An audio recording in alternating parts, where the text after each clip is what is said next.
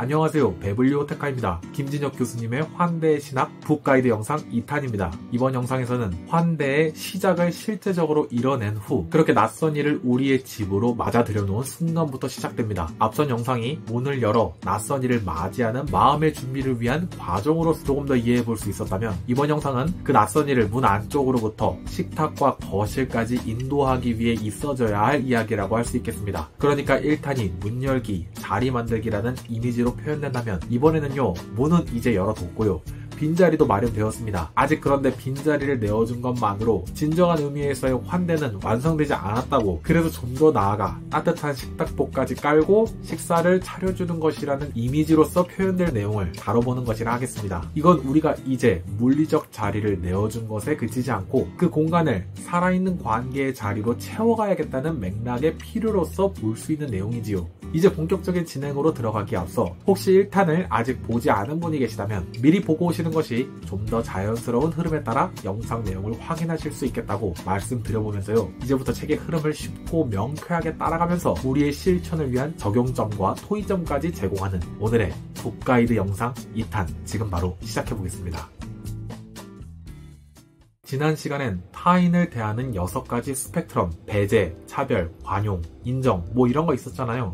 이런 것 중 환대의 독특한 대목이 바로 타인을 위한 자리 만들기, 심지어 나와 타인의 자리를 바꾸기와 같은 모습으로까지 나타난다, 그런 그림을 보게 되었는데요. 그리고 이를 삼위일체 신학의 기초에서, 즉 성부의 무로부터의 공간 창조, 성자의 성육신하심, 또한 그 자리에서 사랑이자 환대의 영으로서의 성령의 그 자리에 내주하심으로써 그렇게 자리 만들고 그걸 우리를 위한 공간 되게끔 해주신 환대의 모델이신 삼위일체 하나님을 우리도 또한 따를 필요가 있음을 보게 됐었지요. 여기서 우리는 이제 그렇게 물리적 공간을 제공한데 그치지 않고 그것을 보다 생생한 존재와 삶, 어우러짐의 자리로 만들어 볼 필요를 살펴보고자 하게 되는 겁니다. 그리고 이때 고대 근동에서도 오늘날 우리의 관계에 있어서도 사람을 가장 빨리 친구로 만드는 장소 중 하나가 정말 가정의 식탁이 맞는 듯해서요. 그래서 우리도 사람을 집으로 초청한 뒤에 이루어지는 식탁의 교제라는, 그리고 거기서 떠올려 볼 만한 개념어들인 선물,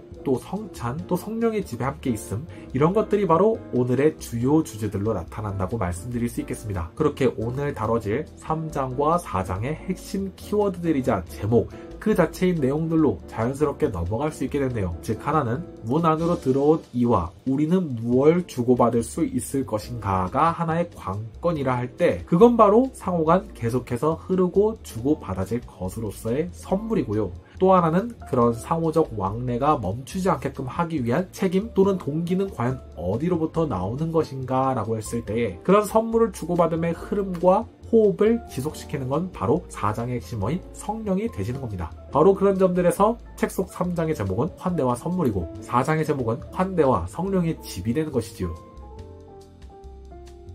이 챕터를 충실히 논의하기 위해 먼저 우리는 환대의 아주 중요한 조건 하나라고 할 수 있는 선물이라는 개념어를 좀 더 풍성히 이해할 필요가 있게 됩니다. 그래서 저자는 그 유명한 마르셀 모스의 증여론에 담긴 선물 인류학 이론을 가지고 이야기를 좀 풀어가고자 하지요. 이 논의는 선물 담론에 있어서 빼놓을 수 없는 이야기인데요. 간단히 말하면 고대 부족들이 선물의 순환, 즉 선물을 주고받고 되돌려주는 이 순환을 통해 그 사회의 평화를 유지하곤 해왔다는 것, 그리고 선물이 막히고 멈출 때 갈등이나 불신이 터져나오곤 했다, 이런 겁니다. 저자는 그 이후에는 그런 반면에 특별히 20세기 철학자인 자크 데리다를 보면서 반대로 선물이란 건 받는 순간 뭔가 갚아야 한다는 빚이 생기는 것으로서 진짜 선물이라면 준 사람도 받은 사람도 그 사실조차 잊어버려야 하는 거라는, 또 그렇게 보자면 사실상 현실에 있어서 정당한 선물이란 건 성립될 수 없는 거라는, 이렇게 데리다의 선물의 불능의 역설을 보여주는 이야기도 제시해 주면서요, 이것도 일면 타당할 수 있는 부분으로 선물이 왜곡이 될 수 있다는 점을 밝혀주는 것이었습니다. 가령 선물을 받는 이가 당연한 권리로 그걸 받아들이는 문제랄지, 또는 이게 뇌물이 되어서 준 쪽에서 인정 욕구나 무언가 권력을 발휘하고자 한달지, 이런 잘못된 선물 주고 받기에 부정적 사례를 떠올려 볼 수 있게 되는 말이지요. 말하자면 데리다 저자는 선물이란 건 순환되지 말아야 할 것, 즉 비순환적이 되어야 할 것으로 보는 건데요. 그렇다고 조직신학자인 저자가 데리다의 논의를 그대로 받아들이고자 하는 건 아닙니다. 저자는 다시 고대인의 접근으로 돌아가는데 무엇보다 바로 우리의 바울, 그의 은혜 개념에 주목합니다. 여기서 신약 성경의 은혜, 즉 카리스, 이 헬라어 단어는 선물로도 옮겨질 수 있는 말이라서요. 카리스는 대가를 요구하지 않고 주어진 것 그 자체로 선물이지만 또한 계속 분명 흘러가야 하는 걸로 바울은 묘사하고 있음을 저자는 존 바클레이라는 신약학자의 논의를 빌어서 바울의 사상으로서 전해내는 겁니다. 이를 좀 더 단순하게 말하자면 바울의 은혜 개념은 비상황적, 즉 먼저는 조건이나 대가 없이 부여된 것이지만 그렇다고 그게 그냥 먹고 땡 하면 되는 게 아니라 순환되어야 하는 선물로서 여겨지는 거란 거죠. 즉 자격과 일치하지 않게 주어져야 하는 것으로서 첫째요. 또한 이 선물은 계속 순환되어야 하는 것으로서 본 거.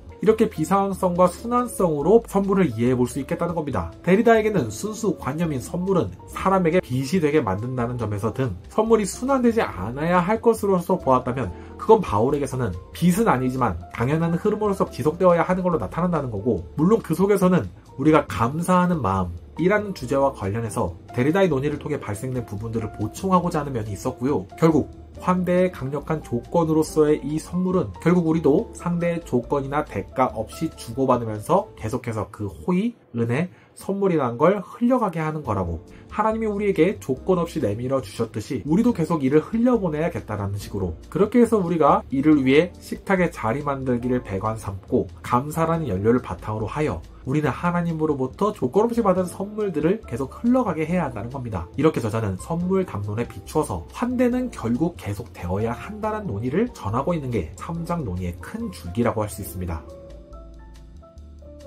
그리고 4장에서는 낯선 이를 위해 계속해서 선물을 주고받게 만드는 힘은 과연 어디서 생기는 걸지라고 했을 때 저자는 바로 이걸 성령이라는 답에서 찾고 있습니다. 앞서 삼위일체 하나님을 우리가 타인을 위한 자리 만들기의 원형으로서 볼 수 있다 했다면요, 그 자리의 호흡과 움직임을 주도적 책임지시는 분이 바로 성령님이시라고 할 겁니다. 성령은 삼위일체 내부에서도 또 외적으로도 사랑 그 자체로서 서로에게 자신을 내어주게끔 하는 분이시며, 성령 하나님의 모델적 사역을 통해 우리 또한 우리의 환대 현장에서 구심력과 원심력을 갖출 양 방향점을 보도록 생각해보게 되는 겁니다. 요컨대 문 안에 들어온 낯선이가 계속해서 고립되지 않도록 그 집안에 속한 구성원으로서 온전히 자리 잡게끔 성령의 인도와 그분의 호흡에 주관하심을 따라가는 거지요. 그리고 때마다에 다시 이루어지는 성찬은 교회라는 집에서 늘 벌어지는 가장 상징적 식탁 행위라고 할 수 있는 것으로서 빵을 떼고 잔을 돌리는 순간 예수님의 몸과 피를 내 안에 들이면서 동시에 우리는 하나님을 그 식탁의 자리에 초청하는 경험을 하게 되는 건데요. 이건 그러니까 주인과 손님이 함께 어우러져 주인과 손님 자신의 위치를 잊어버리기까지 나아가는 그런 환대의 본질이 압축된 장면이 되는 겁니다. 나아가 이렇게 이루어진 성령의 집은 구심력뿐 아니라 원심력도 가지게 되는 건데요.